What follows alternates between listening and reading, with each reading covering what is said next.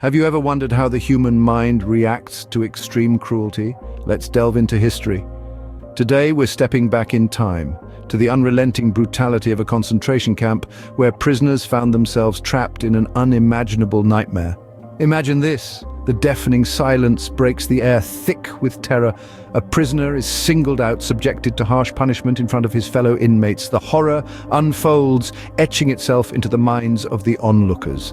Their initial reactions are of sheer horror, empathy pulsating through their veins as they witness the suffering of one of their own. The fear, the dread, it's shared, it's collective.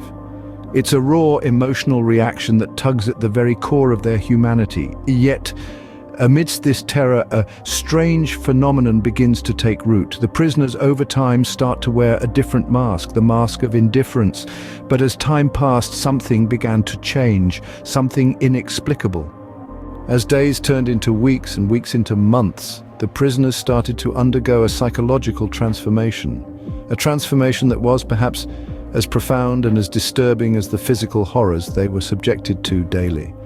The emotional reaction to the atrocities around them began to shift, subtly at first, then more noticeably. It started with the beatings. Once, the sight of a fellow inmate being punished would elicit gasps of horror, cries of empathy. But as the days wore on, these reactions faded. The prisoners could stand by and watch as one of their own was brutally beaten and feel nothing. No disgust, no pity, only a cold, detached indifference. It was as if they were watching a scene from a movie, distant and disconnected from the reality of their situation. And it wasn't just the beatings, even the death of a fellow inmate, which should have been a moment of profound sadness and loss, was met with the same numb indifference. Where once there would have been tears, now there were blank stares. Where once there would have been shared grief, now there was only silence. This emotional numbness, this lack of empathy, was not a sign of the prisoners' inhumanity. Rather, it was a protective mechanism, a way for them to cope with the harsh reality of their existence. To feel too deeply was to invite pain, to invite suffering. And in a place where every day was a struggle for survival, there was simply no room for such feelings. But this transition, this shift from horror to indifference, was not without its cost.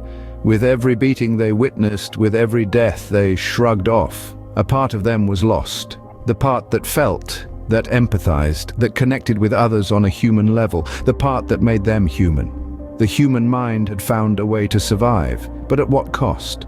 In the midst of this emotional numbness, instances of unjust beatings and dehumanization were rampant. Imagine a world where justice is a forgotten concept, where mental anguish from the sheer injustice of it all gnaws at your soul more than the physical pain from the beatings. The blows were not merely physical, they were blows to dignity, to humanity itself. The guards they didn't merely punish, they dehumanized. Picture this, instead of words they used stones, as if the prisoners were not fellow humans, but mere objects to be scorned and discarded. This relentless degradation, this systematic stripping away of one's very identity, was a chilling testament to the depths of inhumanity that the prisoners were subjected to. It was not just a physical battle, but a mental one, a fight not just for survival, but for sanity, for the very essence of what it means to be human. The physical pain was bearable, but the mental torment was unbearable. Amidst the horror, a survival strategy had emerged. The prisoners, once horrified and empathetic, found themselves encapsulated within a shell of emotional numbness.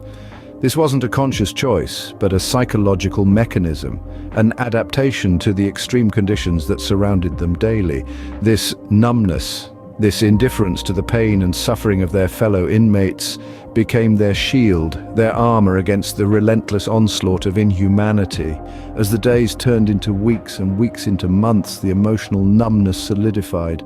The prisoners bore witness to beatings, to deaths without a flicker of disgust or pity. Their emotions had frozen over, numbed by the cold reality of their existence. This numbness served a purpose. It allowed them to survive, to persist in an environment designed to strip them of their humanity.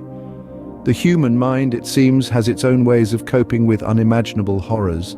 But at what cost does this survival come?